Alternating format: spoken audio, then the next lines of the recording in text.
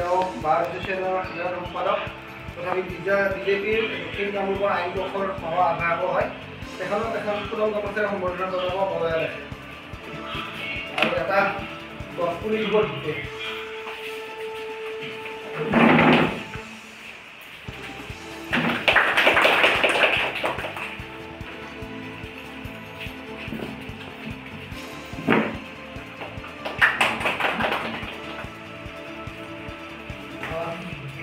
এই অনুষ্ঠানটোত বিশেষভাৱে সহায় কৰিছে আমাৰ যুৱ মৰ্চাৰ ৰাজ্যিক কাৰ্যকলাপ বিদ্যুৎ আলোচনাই।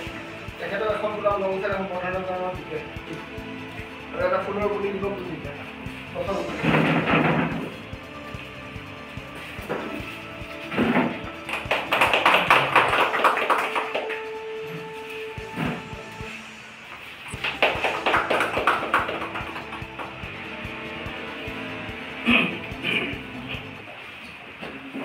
কামৰূপ মধ্যমৰ সহায় আহ্বায়ক বহল কলিতা আমাৰ লগত আছে। তেখেতক এখন ফুলৰ গামোচাৰে সম্বৰ্ধনা জনাব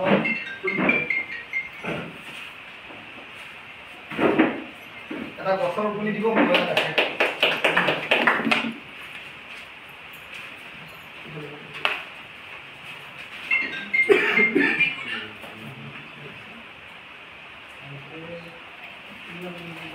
ইণ্ডিয়াৰ কম্পিউটাৰ প্ৰাঞ্জল দাসৰ লগত আছে।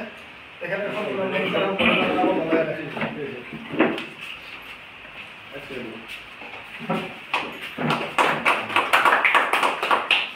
গছৰ পুলি দিব দিছে।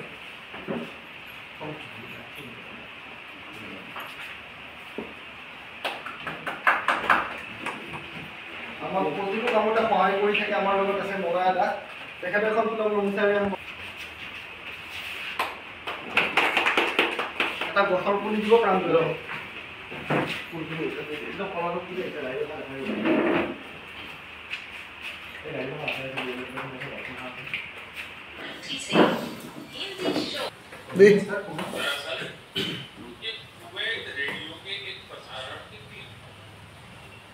सोचेंगे कि बात हो रही है कुवैत की, तो वहां हिंदी कहां से आ गई?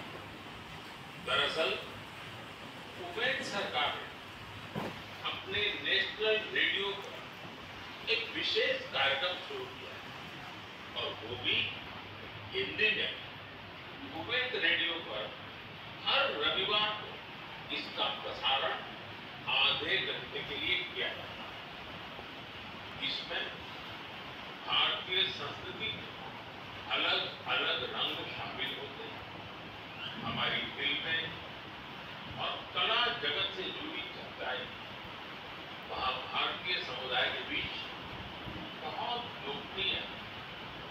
मुझे तो यहाँ तक बताया गया है कि कुवैत के स्थानीय लोग भी इसमें खूब दिलचस्पी ले रहे हैं। मैं कुवैत की सरकार और वहाँ के लोगों हृदय से धन्यवाद करता हूँ जिन्होंने ये शानदार पहल की है। साथियों, आज दुनिया भर हमारी संस्कृति का जिस तरह गौरवान हो रहा है उससे किस भारतीय को खुशी नहीं होगी?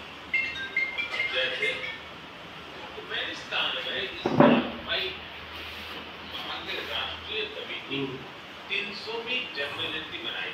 इस अवसर पर तुर्कमेनिस्तान के दुनिया के 24 प्रसिद्ध कवियों की प्रतिमा का अनावरण